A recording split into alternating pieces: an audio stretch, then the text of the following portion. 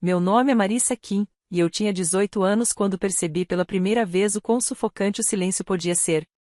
A maioria das pessoas associa a quietude ao conforto, à tranquilidade ou a uma sensação de segurança. Estão enganadas. Existe um tipo de silêncio que não é pacífico, ele parece vazio, um espaço oco que pressiona suas costelas e faz seus pulmões doerem. Ele se infiltra nos cantos de um cômodo, se agarra aos móveis e espera o momento em que suas defesas estejam baixas. Esse era o ar que eu respirava enquanto crescia. Esse era o clima que eu tentava apenas sobreviver. 9 anos atrás, capturei isso em meu diário, rabiscando as palavras com uma esperança ingênua, convencida de que, se me esforçasse o bastante, finalmente poderia pertencer a algum lugar. Agora, tenho 27 anos, e meu nome é Kelsey. Mas a transformação da minha identidade não suavizou o peso que me aguardava nos espaços familiares do meu passado. Diante das imponentes portas de carvalho do apartamento da família Sterling, o mesmo vazio opressivo pressionava meu peito, enrolando-se ao redor do meu batimento cardíaco. Eu não estava ali por nostalgia, nem para reconciliar antigas memórias, eu havia sido convocada. A mensagem havia chegado semanas atrás, entregue em um tom conciso e profissional pela assistente do meu pai, uma reunião obrigatória de reestruturação familiar. As palavras soavam estéreis, cirúrgicas, mas por baixo delas pulsava uma ameaça inconfundível. Ajustei a gola do meu blazer sob medida, os dedos roçando o tecido liso, como se aquele pequeno gesto pudesse conter a tempestade que se formava dentro de mim. Meu ar ficou preso por um instante, denso com um leve cheiro de madeira polida e perfume residual, uma combinação que imediatamente me transportou para a adolescência. Cada detalhe, o rangido sutil do piso de mármore sob meus saltos, o brilho agudo do sol refletindo nas janelas, o zumbido discreto da cidade lá embaixo parecia ao mesmo tempo estranho e intimamente familiar. Com um empurrão deliberado, as portas pesadas cederam, abrindo-se com um gemido longo demais, reverberando pelo espaço cavernoso como um anúncio indesejado. O apartamento estava exatamente como eu lembrava. Nada havia se movido. Nada havia envelhecido. Cada pintura, cada vaso, cada canto dourado parecia congelado em uma perfeição curada, preservado contra o avanço do tempo. Caminhar pela sala de estar era como pisar no palco da vida de outra pessoa, uma performance que nunca me permitiram ensaiar. Sombras se acumulavam nos cantos, intensificando a sensação de ausência que sempre existira ali. Até o ar parecia carregado de expectativa, denso e elétrico, esperando que alguém quebrasse o feitiço.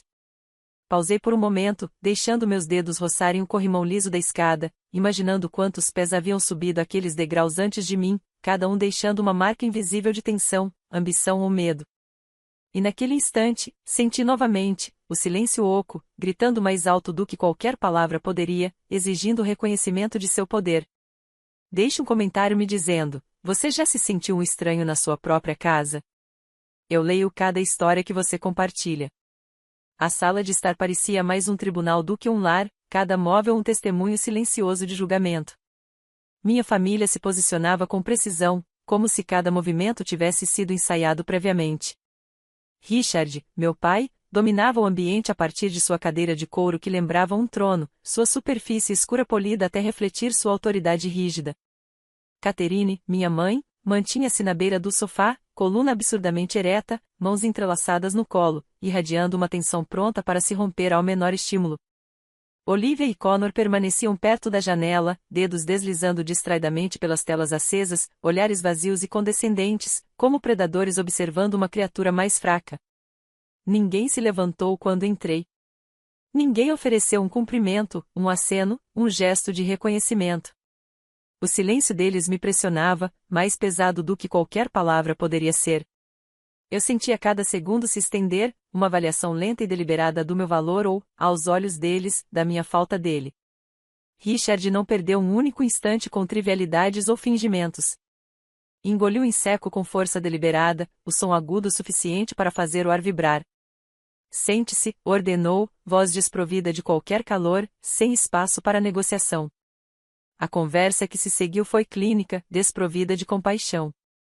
Ele falou da marca Sterling como se fosse uma relíquia frágil ameaçada pela minha própria existência. Descreveu meu estilo de vida como um risco, o tom carregado de desdém. Cada palavra, escolhida com cuidado cirúrgico, parecia uma lâmina encostada no meu peito. Estilo de vida nômade, repetiu, enfatizando cada sílaba como se a repetição pudesse cimentar o insulto. Quando pronunciou vlogueira de viagens, o termo pingou escárnio, transformando minha paixão, minha liberdade em uma doença contagiosa. Ele discursou sobre herança, legado e reputação. Os hotéis Sterling, insistiu, simbolizavam permanência, elegância e exclusividade, valores que eu supostamente ameaçava ao me mudar com frequência, postar demais, viver sem raízes em uma cidade fixa. Cada viagem que eu fizera, cada história que compartilhara online, foi reinterpretada como imprudente, irresponsável, uma mancha na imagem cuidadosamente construída da família. Então ele alcançou uma pilha grossa de documentos sobre a mesa de centro de mogno brilhante. O papel parecia frio, autoritário, definitivo. Meus olhos percorreram o cabeçalho e as letras miúdas. Cada parágrafo fora meticulosamente elaborado, projetado para me apagar da narrativa da minha própria linhagem. Deserdação formal. Revogação imediata do acesso ao fundo familiar. Remoção do testamento. Rompimento legal de todos os laços, executado em nome de preservar a integridade do patrimônio. Eu podia ouvir meu próprio coração na quietude tensa da sala, alto e descompassado. As palavras ricocheteavam dentro de mim, se acomodando como pedras no peito. Uma tempestade de incredulidade, raiva e tristeza se formou, mas eu a contive silenciosa, medida como se qualquer reação pudesse confirmar, para eles, que eu era exatamente o que julgavam, descuidada, impulsiva, indigna. Os olhos de Catherine se voltaram brevemente para mim, traindo um ligeiro sinal de incerteza antes de se recolherem novamente à máscara de compostura. Olivia e Connor trocaram um olhar, um silencioso reforço de lealdade aos pais que haviam construído meticulosamente esse tribunal. A luz que entrava pela janela cortava o chão em retângulos rigorosos de iluminação e sombra, como se o próprio universo tivesse desenhado linhas entre nós, me marcando como a intrusa. Os documentos permaneciam ali, aguardando minha assinatura, com uma pergunta não dita pairando no ar: eu aceitaria seu veredito em silêncio ou encontraria uma forma de desafiar o desenho que haviam traçado tão cuidadosamente ao meu redor? Então ele estendeu a mão, palma aberta, expectante. Queria o cartão preto, o infame cartão de crédito da família, um símbolo tangível de privilégio que fora tratado como um artefato sagrado por gerações. Eu o encarei, realmente o encarei, o homem que me ensinara que o valor de alguém podia ser medido por bairros, marcas de grife e colégios particulares. E então eu percebi uma imperfeição sutil, quase risível em sua insignificância, mas impossível de ignorar. As bordas das mangas de sua camisa perfeitamente ajustada estavam começando a desfiar, minúsculos fios se soltando como pequenas traições. Um deles pendia preguiçosamente próximo ao rosto do seu relógio meticulosamente polido, refletindo a luz por um instante. Meu olhar percorreu a sala, captando detalhes que me haviam passado despercebidos por anos. As flores exuberantes e perfumadas que normalmente adornavam os vasos ornamentados haviam desaparecido. Em seu lugar, repousavam flores de seda imaculadas, perfeitas e estéreis, sem vida mesmo em sua perfeição. Até o clima parecia orquestrado. O termostato havia sido ajustado 2 graus acima do nível de conforto habitual, criando uma tensão sutil, um incômodo sob minha pele. Cada elemento da sala fora calibrado para refletir controle, precisão, dominância, mas nada disso escondia o desespero. De repente, as peças se encaixaram. Essa confrontação, essa performance meticulosamente encenada de autoridade, não tinha a ver com meu estilo de vida ou com a imagem familiar que diziam proteger. Tratava-se de finanças. Dinheiro puro, cru, sem disfarces. Há uma psicologia peculiar no declínio das dinastias.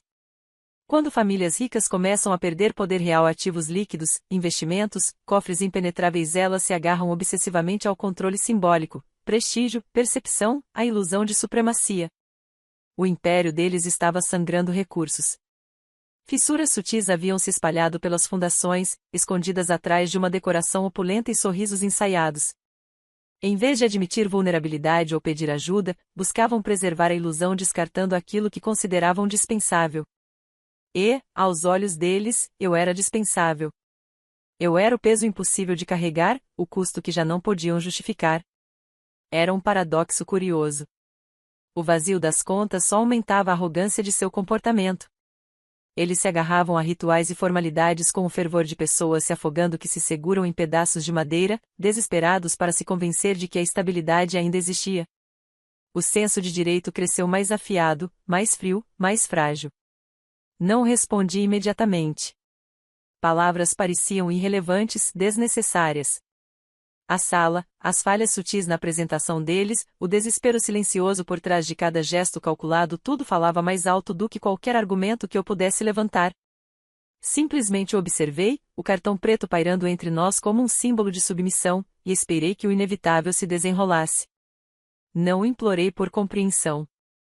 Não tentei convencê-los de nada. Simplesmente mergulhei minha mão na bolsa, sentindo o forro liso roçar meus dedos enquanto procurava o cartão que, um dia, representará acesso ilimitado. Quando o encontrei, frio e sem peso entre minhas pontas de dedos, coloquei-o sobre a mesa. O estalo seco do plástico contra a madeira polida ecoou como um pequeno veredito, nítido e implacável. Sem hesitar, peguei a caneta. Seu corpo de metal parecia estranhamente pesado, mais um instrumento cerimonial do que uma simples ferramenta de escrita. Quando a ponta tocou o papel, o arranhar da tinta rasgando a página preencheu todo o espaço, engolindo cada sopro de ar. Aquele som se tornou o ritmo da minha libertação. A cada assinatura, algo dentro de mim se afrouxava. Assinei a fortuna que havia sido pendurada acima da minha cabeça durante toda a vida. Abandonei o sobrenome que eles veneravam mais do que os próprios filhos. Apaguei o último fio que me ligava às pessoas que sempre me viram como uma entrada em uma planilha financeira, uma despesa que eles estavam ansiosos para eliminar. Quando me levantei, as pernas da cadeira sussurraram pelo chão, liberando-me do assento como se eu estivesse saindo de uma gaiola. Virei-me para Olivia e Connor. Seus sorrisos satisfeitos cintilavam na luz suave, a arrogância estampada em seus rostos como se tivessem acabado de vencer uma competição secreta. Eles acreditavam que haviam garantido uma parte maior de tudo que nossos pais haviam prometido. Mas não faziam ideia de que o império que cobiçavam apodrecia sob os pisos de mármore. Estavam celebrando uma ilusão, tentando se banquetear com um legado que já havia se transformado em pó. Sem um único olhar para trás, saí. Sem despedida. Sem reconhecimento. Nada mais me prendia àquela sala. O silêncio que me acompanhava não estava mais vazio, ele parecia definitivo, como o corte descendente de uma lâmina, rompendo o último vínculo entre nós. Limpo. Irreversível. O elevador tilintou suavemente quando suas portas se abriram, e eu entrei. Enquanto descia pelos 40 andares de vidro e aço, meu reflexo me encarava nas paredes espelhadas, não a garota assustada que eles esperavam, mas alguém que se sentia surpreendentemente leve. Alguém livre. Quando cheguei ao saguão, o porteiro se endireitou instintivamente. Ele me viu crescer de uma criança quieta e sombria para uma mulher que se recusava a viver sob o molde de qualquer outra pessoa. Seus olhos carregavam perguntas, talvez simpatia, mas eu apenas ofereci um leve aceno antes de seguir adiante. Lá fora, o ar da cidade me envolvia, quente e iluminado, pulsando com uma energia que parecia o batimento de um coração sob meus pés. Não levantei a mão para chamar um táxi. Não precisava. Um sedã preto elegante, com vidros escurecidos, já estava parado na calçada, o motor ronronando suavemente, como se tivesse esperado a vida inteira pelo meu momento de chegada. O motorista saiu, expressão impassível, mas respeitosa, e abriu a porta. Deslizei para o assento de couro fresco, deixando o conforto me envolver como uma segunda pele. Leve-me ao aeroporto, ordenei, minha voz firme, decidida. Enquanto o carro se integrava ao tráfego, desbloqueei meu celular e abri um aplicativo protegido, interface eficiente e minimalista, projetada para a privacidade absoluta. Cada detalhe do meu trabalho, minhas contas, meus locais, tudo que realmente importava estava ali, invisível para qualquer pessoa que achasse que me conhecia. Minha família acreditava que eu vagava de país em país com uma câmera e uma mala, perseguindo pores do sol em busca de curtidas nas redes sociais. Assumiam que as fotos minhas em Bali, Tóquio, Lisboa e dezenas de outros lugares representavam toda a extensão da minha vida. Nunca se perguntaram como eu pagava por aqueles voos, aquelas hospedagens, aqueles meses longe de qualquer salário corporativo. Nunca se deram ao trabalho de olhar mais fundo. Eles viam apenas o que eu permitia que vissem, nada mais. Viam fotos reluzentes de mim em terraços banhados pelo sol, laptop equilibrado nos joelhos, legendas exaltando liberdade e viagens. O que não percebiam eram as linhas de código rolando infinitamente na minha tela. Não notavam os contratos confidenciais, as planilhas meticulosas, os planos estratégicos. Não conseguiam compreender a escala do que eu estava orquestrando. Eu sou a fundadora da Nomad Nest. Diferente de tudo que o mundo já havia visto, construímos um ecossistema de hospitalidade descentralizado. Hotéis tradicionais se agarravam a estruturas rígidas, presos ao tijolo e argamassa, a hierarquias ultrapassadas. Enquanto os caterings poliam seus metais e suas ilusões, eu silenciosamente projetava botes salva-vidas para a próxima era da mobilidade. A tecnologia PropTech era nossa arma secreta. Com ela, transformávamos residências de alto padrão em espaços de trabalho adaptáveis e totalmente equipados para uma clientela global que exigia flexibilidade e luxo em igual medida. Não possuíamos propriedades, possuíamos acesso. Não precisávamos de chaves, fechaduras ou correntes. Comandávamos uma rede de experiências, uma teia viva e pulsante de oportunidades que prosperava com o movimento de pessoas e ideias. O carro deslizou pela estrada, elegante e preto, encontrando um ritmo com o trânsito até alcançar o asfalto do aeroporto. Meu jato me esperava como um predador, reluzindo sob o sol do fim da tarde, os motores prometendo liberdade e velocidade. Ao contrário da maioria dos viajantes, eu não dependia de fretamentos ou horários. Aquela aeronave era minha, uma extensão tangível da minha autonomia. Subindo as escadas, fui recebida com eficiência silenciosa. A comissária ofereceu um copo de água e um tablet, dispositivo que continha os documentos finais da nossa mais recente rodada de investimentos. Com os dedos deslizando pela tela, absorvi os números sem hesitar. 400 milhões de dólares em investimento novo. Avaliação pós-investimento de 1,2 bilhão. A confirmação de escala, ambição e triunfo. Enquanto os motores rugiam, a cidade abaixo encolhia em uma grade de luzes douradas, ruas e cruzamentos formando padrões quase deliberados. Em algum ponto dessas ruas, meu pai provavelmente saboreava um Scott que não podia justificar, parabenizando-se por economizar um dinheiro que acreditava ser precioso, sem perceber que a riqueza que controlava se desfazia bem debaixo dele. Nos 12 meses seguintes, observei-os à distância, acompanhando cada deslize como se o universo me tivesse concedido um assento na primeira fila para sua lenta decadência. Via as manchetes em publicações financeiras de prestígio: Sterling Hotels não atinge previsões de lucro, reestruturação da dívida iniciada, rumores de renúncia de executivos. A superfície polida se rachava, revelando estilhaços por baixo. Seu império, antes inabalável, desfiava-se fio a fio, enquanto eu continuava a expandir minha rede, cada decisão calculada alargando o abismo entre nós.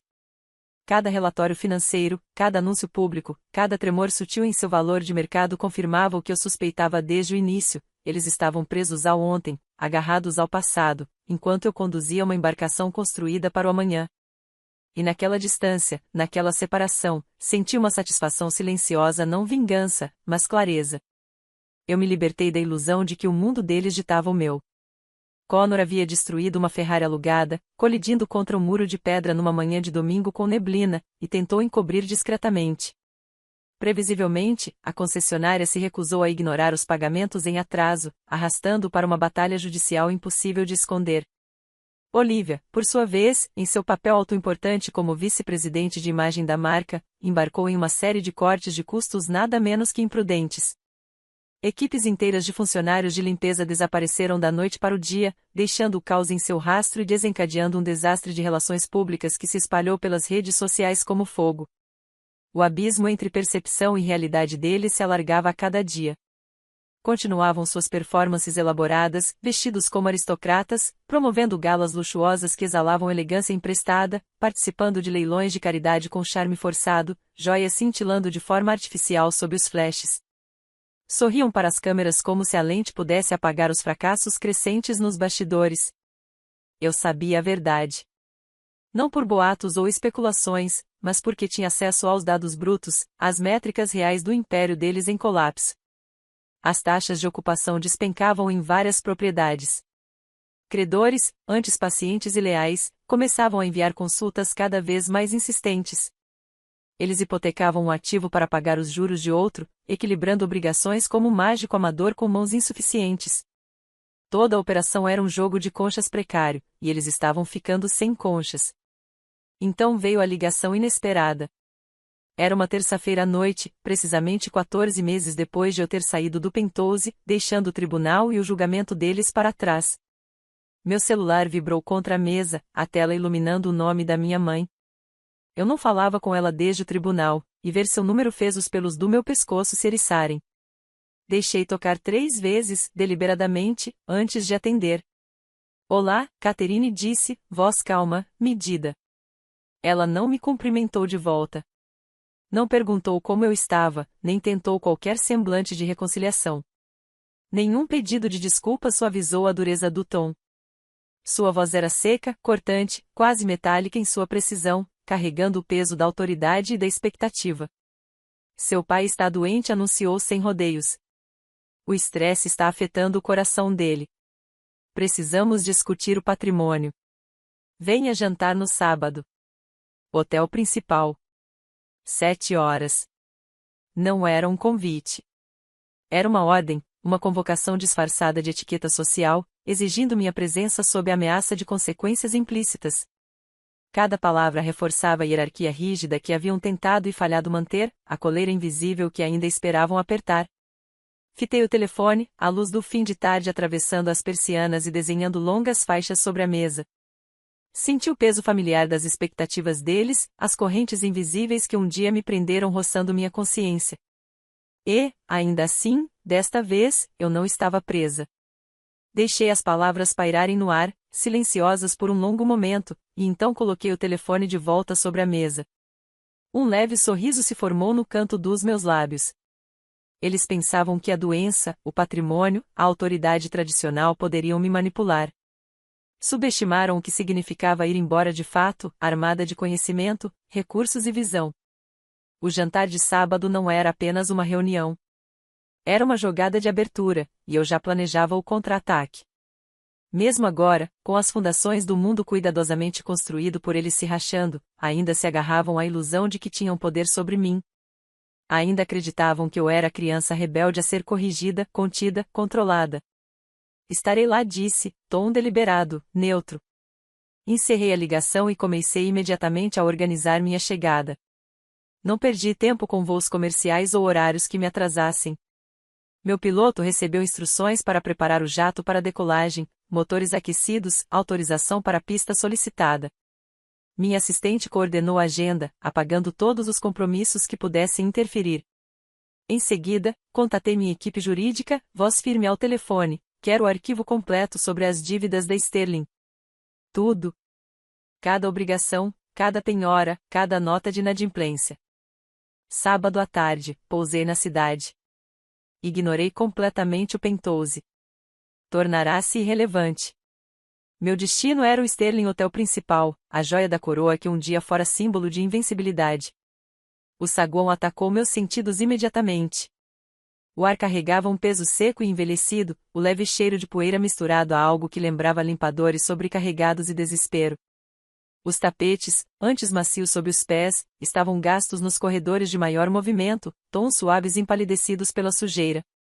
Os arranjos frescos que deveriam explodir em cores estavam ausentes, substituídos pelo perfume apagado de flores de seda desbotadas.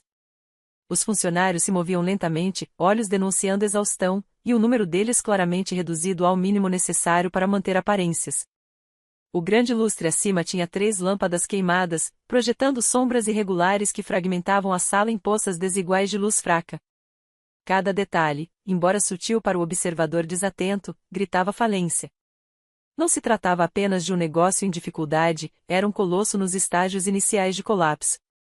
Peguei o elevador privativo, silencioso, exceto pelo leve zumbido mecânico, subindo até o salão de jantar dos proprietários. O ar ficava mais pesado a cada andar, espesso com tensão e culpa não dita. A família já estava reunida. Richard parecia frágil, a autoridade vibrante de anos passados reduzida a cabelos grisalhos e corpo encurvado. O terno caía frouxo em alguns pontos, tecido solto onde músculos e postura antes davam estrutura. Catherine brilhava com diamantes que eram mais ilusão do que liquidez, joias muito mais valiosas do que os ativos líquidos no banco, sua segurança uma fina camada sobre a vulnerabilidade financeira.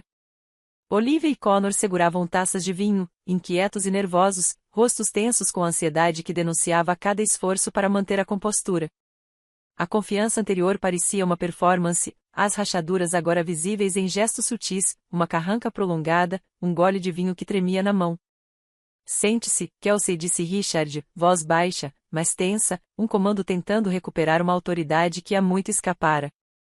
Sentei-me com controle preciso, coluna ereta, olhos calmos, deliberados. Não toquei o guardanapo impecável dobrado ao lado do prato. Não levantei o copo de cristal cuidadosamente colocado. Esperei, deixando o silêncio se estender, permitindo que cada segundo enfatizasse o desequilíbrio entre percepção e realidade. O ar estava carregado, tenso com expectativa e medo não dito.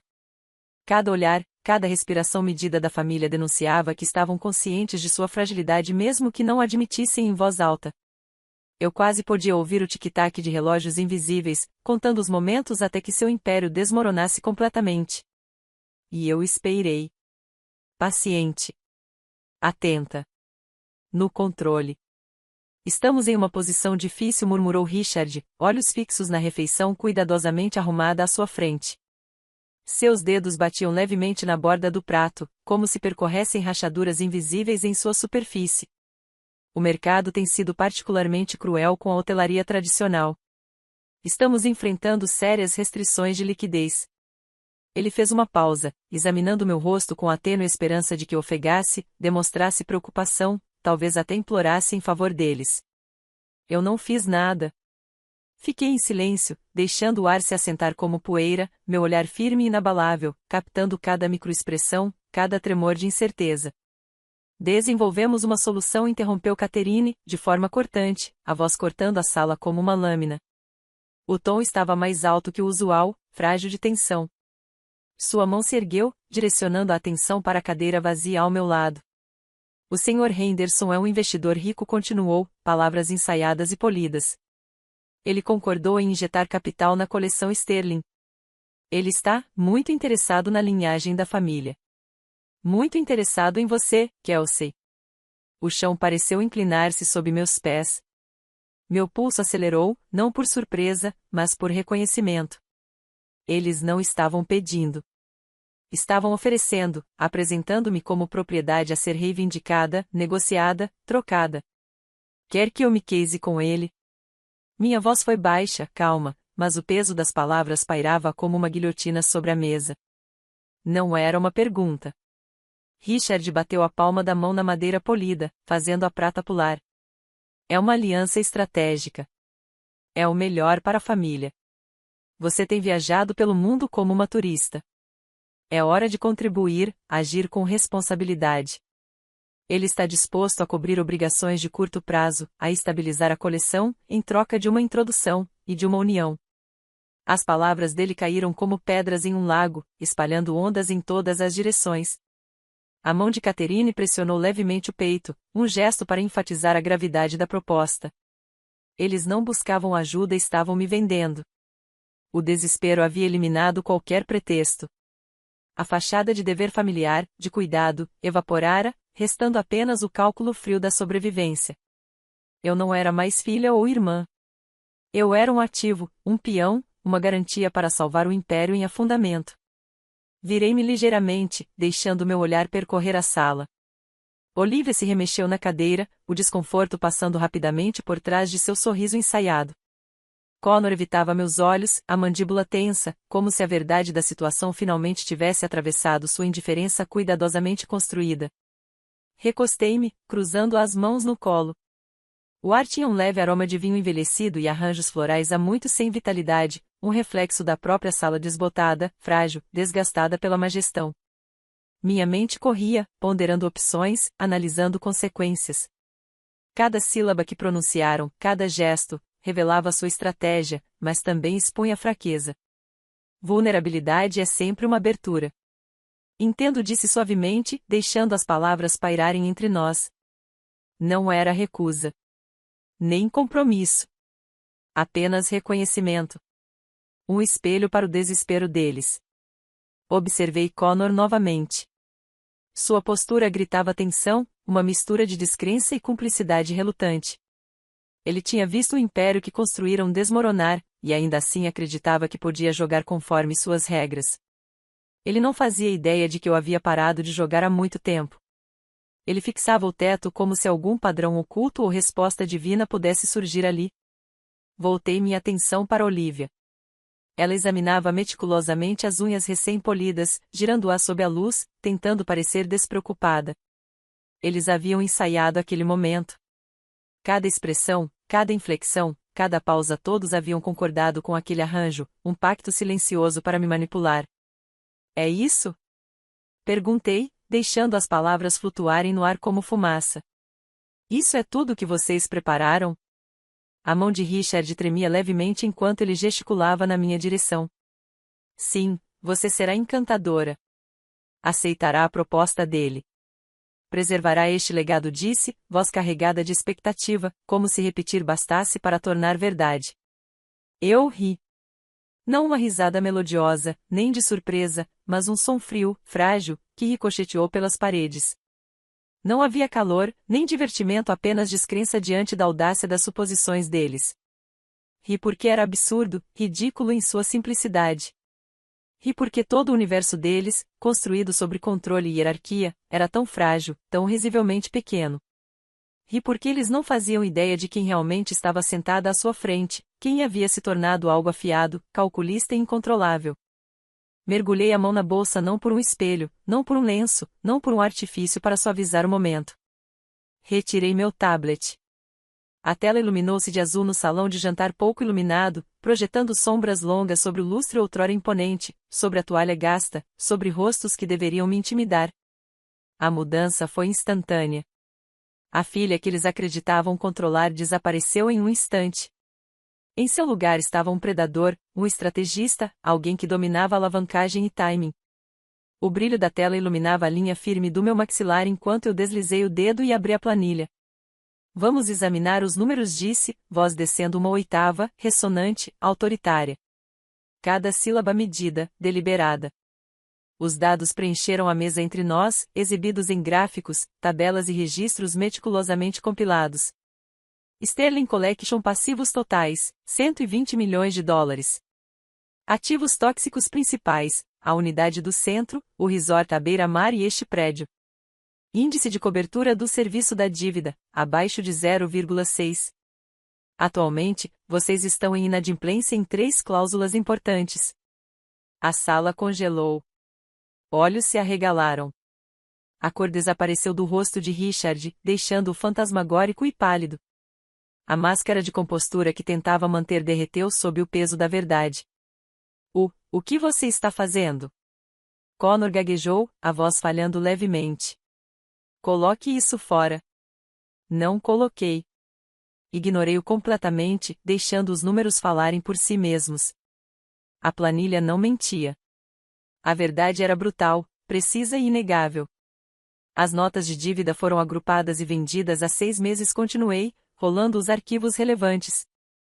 120 milhões de dólares em dívidas problemáticas, pagáveis integralmente em 30 dias. O credor principal, Apex Capital. Eles não estão mais negociando. Estão cobrando. Caterina engoliu em seco, a mão voando até a boca, olhos arregalados em pânico. O brilho dos seus anéis de diamante parecia zombar dela, refletindo a luz sobre a mesa como se destacasse a fragilidade do império deles. O ar na sala havia mudado. As camadas polidas, o charme ensaiado, as ilusões de estabilidade, tudo fora arrancado em questão de momentos. Eu podia sentir o tremor do medo irradiando por cada um deles, sutil no início, depois mais pronunciado. Inclinei-me levemente para frente, o brilho do tablet iluminando as bordas do meu rosto, firme e implacável. Não se tratava de vingança. Tratava-se de clareza. Poder. Controle. E, pela primeira vez naquela noite, eles perceberam que a pessoa sentada à mesa não era mais uma criança. Ela conhecia o nome imediatamente. Todo jogador do mundo da hotelaria e dos investimentos o conhecia. Apex Capital era infame predadora de ativos problemáticos, executora fria de empreendimentos fracassados, a firma que não negociava, que consumia. Eles eram temidos, sussurrados em salas de reunião e clubes privados.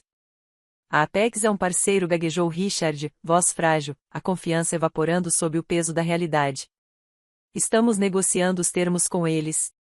Não interrompi, calma, mas firme. Apex não é um parceiro. Apex é uma firma de liquidação. Eles não querem colaboração. Querem controle.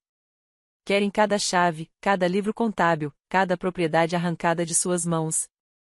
A cadeira de Connor rangeu quando ele se levantou abruptamente. O rosto vermelho de fúria veio saltando nas têmporas. Você não sabe do que está falando. Você é só uma vlogger. Não entende as complexidades das finanças. Não levantei a voz. Não me deixei levar pelo ataque. Em vez disso, mergulhei a mão na bolsa mais uma vez. Meus dedos fecharam-se em algo mais pesado desta vez. Retirei um único documento, grosso, encadernado em papel azul com letras em relevo que brilhavam levemente na luz tênue. Deslizei-o pela superfície polida de mogno. Ele escorregou suavemente, parando deliberadamente diante de Richard. Era a escritura do penthouse em que estávamos sentados. Um silêncio absoluto tomou a sala. Até mesmo a respiração aguda de Catherine não conseguiu perfurar a tensão que agora preenchia o ar como estática. Esta manhã disse, voz firme, quase clínica, a Apex Capital exerceu a cláusula de execução da nota desta propriedade. Vocês não receberam notificação porque instruí os advogados a segurarem até que eu pudesse entregá-la pessoalmente. Os olhos de Richard se arregalaram, imóveis. Seus dedos tremiam tão violentamente que a prata tilintava contra a porcelana fina. Toda a aparência cuidadosamente mantida de compostura se despedaçou em segundos. Como você tem isso? Sussurrou, voz frágil, como se falar mais alto pudesse destruí-lo por completo. Inclinei-me para a frente, deixando o brilho do tablet de antes iluminar as bordas do meu rosto, projetando sombras que acentuavam minha expressão. Por que eu comprei? Richard disse deliberadamente, saboreando a cadência de cada palavra. Comprei a dívida deste prédio. Adquiri as notas dos hotéis. Cada obrigação, cada garantia, cada ativo problemático que vocês pensaram poder manipular agora está sob meu controle. A sala congelou. O lustre acima parecia piscar, a luz tênue exagerando a palidez que se espalhava pelo rosto de Richard. A mão de Catherine apertou o copo de vinho até que o cristal tremeu. Olivia e Connor trocaram olhares arregalados, a fachada de arrogância finalmente rachando. Deixei minha declaração pairar, intacta. Cada segundo amplificava a verdade, eles não estavam mais no comando. Cada hierarquia cuidadosamente construída, cada ilusão de domínio, cada expectativa que mantinham sobre mim por décadas evaporara. Eu não era mais uma criança a ser disciplinada ou um peão a ser negociado. Recostei-me levemente, o tablet repousando ao meu lado, companheiro silencioso do documento sobre a mesa. O predador havia se tornado o árbitro. A filha que subestimaram transformará-se na arquiteta da sua retribuição. E naquela sala, impregnada de tensão, descrença e do leve cheiro de vinho envelhecido, o poder havia mudado irrevogavelmente. Comprei tudo por centavos do valor real, acrescentei, conduzindo a informação discretamente por uma empresa fantasma, sem qualquer vínculo rastreável comigo. Deixei a confissão pairar no ar, permitindo que cada sílaba penetrasse nos ossos deles como geada. Eu sou a Apex Capital. A reação foi imediata e devastadora. O silêncio não caiu. Ele desabou. Um peso denso e esmagador que retirava o ar da sala. Era o silêncio das ilusões se dissolvendo. O silêncio de uma dinastia descobrindo que fora superada pela filha que descartara. Eles me encaravam, mas não como pais ou irmãos. Olhavam para mim como presa observa um predador, com horror crescente e reconhecimento tardio demais. Você, respirou Olivia, a voz fina como papel. Eu respondi, tom firme o suficiente para cortar vidro. O rosto de Richard perdeu toda a cor, parecendo pergaminho envelhecido. Seus lábios tremiam ao redor de palavras que já não lhe obedeciam. Nós agimos pelo bem da família, crocitou, uma mão apertando o peito como se tentasse impedir suas costelas de ceder. Nós te afastamos para proteger o legado. Nossas decisões eram necessárias. Eu não sentei. Não pisquei. Deixei que lhe ouvisse o quão vazias suas racionalizações haviam se tornado. Lentamente, levantei-me e caminhei até as janelas do chão ao teto, de frente para o horizonte da cidade. A cidade brilhava abaixo de nós, indiferente, pulsando com vida e possibilidades. Meu reflexo me encarava no vidro, mais velha, mais afiada, esculpida pela traição e reconstruída pela ambição. Não a garota que eles haviam banido, mas a mulher que aprenderá a remodelar indústrias inteiras em silêncio. Eu costumava ensaiar o que diria a vocês, murmurei, ainda de frente para a grade brilhante de arranha-céus. Nos primeiros anos, imaginava escrever uma carta. Algo sincero. Algo suplicante. Queria que a versão de vocês que existia apenas na minha imaginação me compreendesse. Minha mandíbula se contraiu. Aquelas cartas nunca foram enviadas. Elas haviam se tornado combustível. Vocês me empurraram para fora da plataforma, disse. Fecharam as portas na minha cara e se congratularam por cortar o excesso. Confundiram crueldade com ordem. Me virei, e a sala pareceu menor, as pessoas dentro de repente frágeis, quebradiças, agarradas a um império em colapso. Mas é isso que vocês nunca entenderam sobre exilar alguém, continuei, minha voz ganhando força. Quando você empurra uma pessoa até a beira, assume que aprendeu. Assume que a queda vai quebrá-la. Assume que o penhasco é uma ameaça. Dei um passo lento e deliberado à frente. Mas as bordas oferecem perspectiva. Na beira, você vê tudo. O mundo deixa de ser paredes e se torna horizonte. Seus olhos me seguiam com o mesmo terror reservado a desastres naturais. Enquanto todos vocês permaneciam trancados em salas sufocantes, polindo talheres em um navio que tomava água há anos, eu estava livre. Eu evoluía. Não estava presa a tradições mortas ou à arrogância ritualizada. Vi o mercado mudando muito antes do seu conselho perceber. Vi a tecnologia redefinindo o conceito de luxo.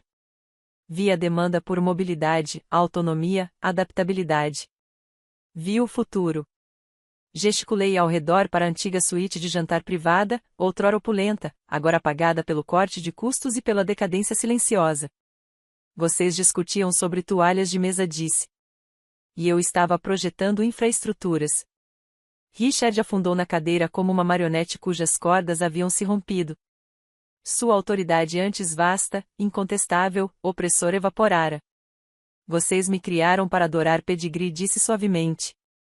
Mas pedigree não salva a ignorância. Linhagens não consertam incompetência. E nostalgia não paga dívidas. Seus rostos eram máscaras de negação, descascando lentamente diante da realidade. Vocês pensaram que me excluir me enfraqueceria, disse. Mas distância não foi punição. Distância foi oxigênio. Deu-me espaço para construir algo maior que o legado de vocês. Algo que vocês não poderiam prever, controlar ou sabotar. Afastei-me até a mesa e coloquei a mão sobre a escritura. E agora acrescentei, voz firme como a porta de um cofre se fechando, vocês estão descobrindo a verdade. Eu não apenas construí meu próprio mundo. Levantei a escritura e bati levemente contra minha palma. Eu comprei o de vocês. Por favor, sussurrou ele, voz trêmula, mãos balançando sobre a madeira polida. Por favor, Kelsey, não nos destrua. Olhei para eles, realmente olhei, e a verdade era inescapável. Eles eram frágeis, diminuídos por anos de complacência, arrogância e má gestão. O poder deles era performático, não estrutural. A confiança deles era frágil. Quebrá-los seria fácil, monótono e totalmente desinteressante. Eu não quero destruir vocês, disse suavemente, deixando as palavras ecoarem pelo salão cavernoso. Meus saltos clicaram no piso de mármore enquanto eu voltava à mesa, movimentos deliberados, sem pressa. Toquei levemente o tablet, o brilho iluminando meu rosto com uma luz fria e calculada. Estou adquirindo a Sterling Collection, anunciei, deixando cada palavra cair como um golpe de martelo. Ela será integrada a Nomad Nest. Cada propriedade será reinventada. Cada processo ultrapassado, cada tradição empoeirada, cada expectativa obsoleta desaparecerá. O Dutch Velvet, os protocolos rígidos, a hierarquia baseada no medo, tudo termina aqui. Estamos transformando esses espaços em hubs de moradia flexíveis e tecnológicos para o mundo moderno. A cadeira de Connor raspou no chão quando ele se levantou, fúria e descrença estampadas em seu rosto. Você não pode fazer isso. Isso é o nosso patrimônio. Olhei para ele, voz calma, mas afiada como lâmina. É meu ativo, Connor. E posso fazer o que eu quiser com ele. Deslizei um contrato grosso pela mesa, o papel refletindo a luz tênue, nítido e autoritário. Estou oferecendo posições, continuei, percorrendo cada rosto, deixando a antecipação e o pânico crescerem em suas expressões. Posições? A voz de Catherine tremeu, a esperança piscando em seus olhos como vela em tempestade. Sim, disse, fixando o olhar em Olivia. Você se importa com aparências. Você se importa com percepção. Você será diretora de experiência do cliente. Gerenciará os protocolos da recepção, supervisionará as interações, resolverá reclamações e garantirá que nossos hóspedes sejam tratados com eficiência e respeito. Seu foco será manter os padrões, não ditá-los de uma torre de marfim. Virei-me para Connor. Você se importa com finanças, com o controle dos números. Trabalhará no setor de compras. Será responsável pela alocação do orçamento para itens essenciais, roupas de cama, produtos de higiene, alimentos e garantirá que nossos custos reflitam o valor real no mundo. Você entenderá o que $1 realmente representa quando se trata de sustentar uma operação. Finalmente, olhei para Richard. Você está aposentado, com efeito imediato. Cederá todos os direitos de voto, autoridade administrativa e acesso a este penthouse. Deverá desocupar o imóvel até o final da semana. A ilusão de liderança termina aqui. Pode manter um salário, seus benefícios de saúde se cooperar um fragmento de dignidade. Resista, e tudo será penhorado amanhã de manhã. O maxilar de Richard se apertou. Sua voz, tensa e trêmula, cortava o ar carregado de tensão. Você não pode estar falando sério. Estes são termos inaceitáveis. Inclinei-me para frente, os dedos repousando levemente sobre a mesa, olhos frios e implacáveis. Esses são os termos. Assine, e você mantém estabilidade. Recuse, e a Apex eu executa os contratos conforme escritos. Não há negociação. Não há recurso. Sua escolha é imediata e absoluta. As mãos de Olivia se fecharam em punhos. Os lábios de Connor se apertaram em uma linha fina, os nós dos dedos brancos. O peito de Catherine subia e descia rapidamente, o peso da realidade pressionando como uma lâmina de ferro. O poder na sala havia mudado completamente. Isso não era mais uma reunião de família. Era um acerto de contas. E pela primeira vez em décadas, os Serlings perceberam que não eram mais os que detinham as cartas. A ameaça pairava no ar como uma nuvem de tempestade. Às 12 horas, vocês estarão falidos. A frase caiu bem no centro da sala silenciosa, carregando mais peso do que todos os insultos que já me haviam dirigido. A caneta, repousando no meio da mesa, parecia uma bigorna, sua presença puxava todos eles, arrastando seu orgulho para baixo. O maxilar de Richard se contraiu. Seus olhos percorriam o pentoso mesmo espaço onde ele receberá galas, fechará negócios e desfilará pela vida como se fosse intocável.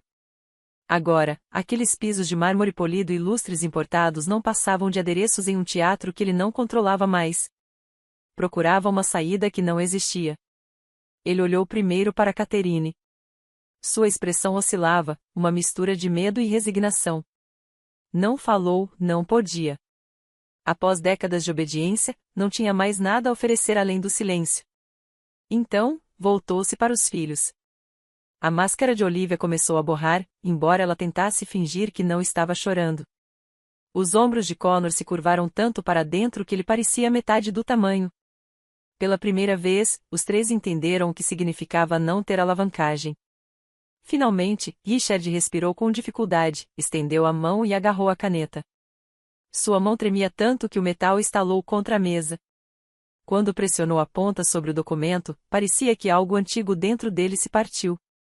Sua assinatura se espalhou pela página irregular, desigual, derrotada.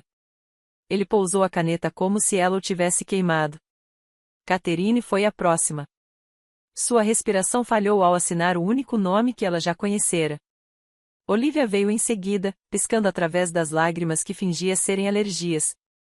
O rosto de Connor estava pálido enquanto adicionava seu nome à última linha. Cada assinatura era uma pequena morte.